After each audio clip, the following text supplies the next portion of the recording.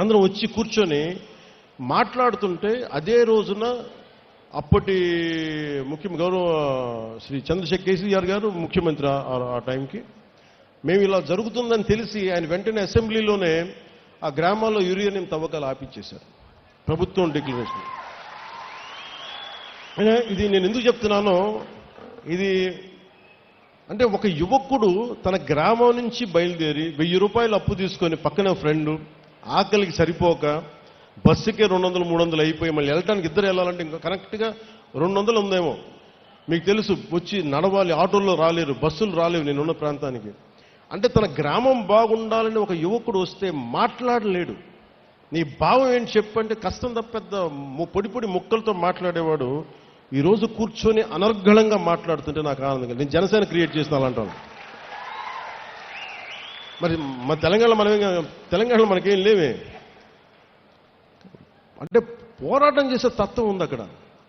అలాగే ఆంధ్రాలో పోరాట పట్టిమ లేదు లేదు లేదు అని అందరూ అంటాం. నేను నమ్మాను ఆంధ్రాలో పోరాట పట్టిమ, కానీ సరిగ్గా చేయాలి, చెప్పాలంటే మీ పోరాట పట్టిమే కదా ఈ రోజు 164 సీట్లు 21 మంది పార్లమెంట్ సభ్యులు ఇచ్చింది.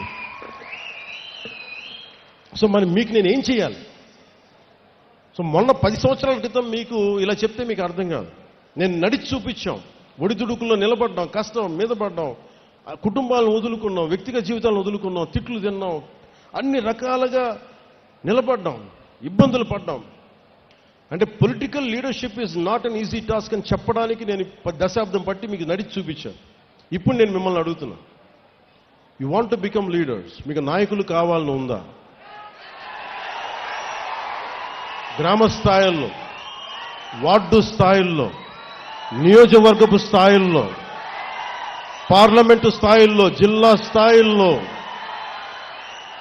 ఒక రీజియన్ స్థాయిల్లో, ఒక రాష్ట్ర స్థాయిల్లో, కేంద్ర స్థాయిలో మీకు అవ్వాలని ఉంది అంటే నేను దానికి రోడ్ మ్యాప్ సిద్ధం చేశాను. మీ అందరికీ చాలా స్పష్టమైన దిశానిర్దేశం చేయదలుచుకున్నాను. మెంబర్షిప్ టు లీడర్షిప్ మార్గమే మన విధానం. నాయకత్వం అనేది పదవి కాదు, అది సేవతోటి పోరాటాలతోటి సంపాదించే గౌరవం. అది బాధ్యతతో కూడుకున్నది. పదవుల కోసం కాకుండా ప్రజల పట్ల అంకిత భావంతో వచ్చిన వారే నాయకులు అవుతారు. దానికి నేను దారి వేస్తున్నాను. మరి దృష్టి ఇప్పటిదాకా పూర్తిగా ఒక సిస్టమాటిక్ గ్రోత్గా ఉండి చాలా ఆర్గానిక్గా పెట్టబోతున్నా. గ్రాస్ రూట్ కార్యకర్తల్ని మెంబర్షిప్ టు లీడర్షిప్ మార్గంలో తీర్చిదిద్దాలి. నిబద్ధత గల కార్యకర్తల్ని గుర్తించాలి. కొత్త తరం నాయకుల్ని తయారు చేయటమే జనసేన తదుపరి దశ ప్రయాణం. ప్రతి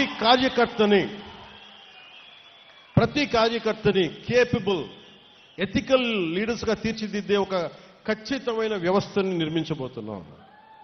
లీడర్షిప్ ట్రైనింగ్ ప్రోగ్రామ్స్ కావచ్చు, ఐడియాలజికల్ ట్రైనింగ్ క్యాంప్స్ కావచ్చు, వీటి ద్వారా గ్రాస్ రూట్గా పనిచేసే మీ అందరికీ కూడా చాలా ఎఫెక్టివ్ లీడర్స్గా గ్రూమ్ చేసే బాధ్యత నేను తీసుకుంటున్నాను.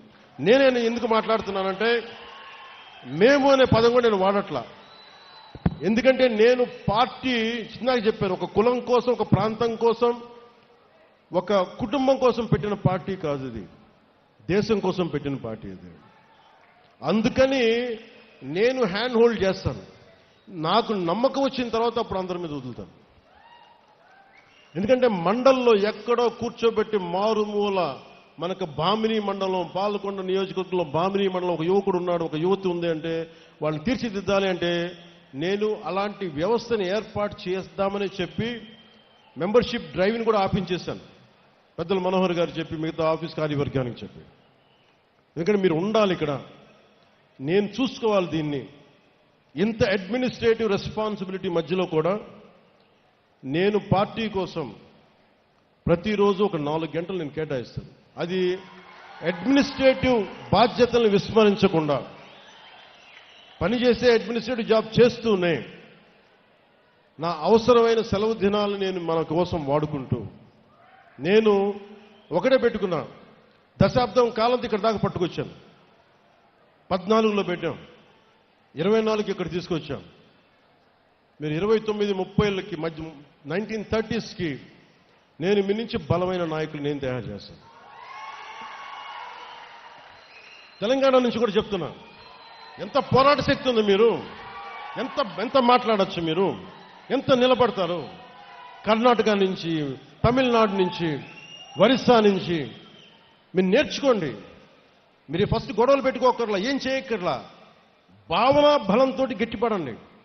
Strengthen your self with commitment and with committed thought. Pawan Kalyan అనేవాడు ఎలా నిలబడగలిగాడో మీకు అది చెప్తాను. మీకు ఎందుకు ఇలా నిలబడగలడు? ఏ ఫ్రేమ్ వర్క్ లేకుండా ఒకడు నిలబడిపోతాడా? ఏ కేపబిలిటీస్ లేకుండా ఒకడు వచ్చేస్తాడా? ఎలా చేయగలిగాను అది నేను మీకు చెప్తాను. మీకు మీరు పాటించండి. ప్రతి క్రియా వాలంటీర్ని తన ప్రయాణాన్ని ఒక మీ కాన్స్టిట్యూయన్సీ లేదా స్థానిక కమిటీ స్థాయిలో ప్రారంభించాలి. పార్టీ కార్యక్రమాల్లో యాక్టివ్ పార్టిసిపేషన్ ద్వారానే నిజమైన ఎదుగుదల మొదలవుతుంది. ఆడపడుచులు రాగానే మీరు అక్కడ పక్కన ఉండండి అంటానికి కుదరదు. ఆడపడుచులకి 33% రిజర్వేషన్ చెప్పాం. దానికి ఆడపడుచులంటే కూర్చోబెట్టి మా ఇంట్లో ఆడపడుచులకి ఇచ్చేసి ఇది 33% మేము నమ్మం. కింద మన తెలంగాణలో ఉన్న కావ్య ఎలా వచ్చి నిలబడిందో, ఒక శిరీష్ ఎలా నిలబడిందో అలా రావాలి. ఇందాక ఒక రియా ఎలా వచ్చిందో అలా రావాలి. అంటే నేను కోరుకుంటుంది అది. అంటే అలాంటి ఆడపడుచుల్ని భర్త చాటున భర్త కంట్రోల్ చేసే భార్య కాదు. నిజంగా నువ్వు పంచాయతీ బోర్డు మెంబర్గా ఉంటే నేను చెప్పినట్టు చేసే అది అలాంటివి కాదు. నిజంగా సత్తా కావాలి. నేను స్థానిక ఎన్నికలు నేను చూశాను అలాంటి ఆడపడుచుల్ని. సో దానికోసం ప్రత్యేకమైన